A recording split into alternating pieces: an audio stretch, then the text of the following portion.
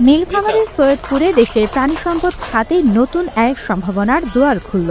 বাংলাদেশ প্রাণী সম্পদ গবেষণা ইনস্টিটিউটের আঞ্চলিক কেন্দ্রের উদ্বোধন করেছেন মৎস্য ও প্রাণী সম্পদ মন্ত্রণালয়ের উপদেষ্টা ফরিদা আক্তার। শনিবার সকালে আনুষ্ঠানিকভাবে উদ্বোধনের পর তিনি পরিদর্শন করেন কেন্দ্রের পোল্ট্রি ও মৎস্য গবেষণা ইউনিট। দুপুরে স্থানীয় ইকো হেরিটেজ হোটেল অ্যান্ড রিসোর্টে আয়োজিত কর্মশালায়ও তিনি প্রধান অতিথি হিসেবে যোগ দেন। কেন্দ্রতে বিশেষ করে পোল্ট্রি গবেষণাটা হবে, যেটা আমরা দেখে আসলাম যে 4টা নতুন জাতের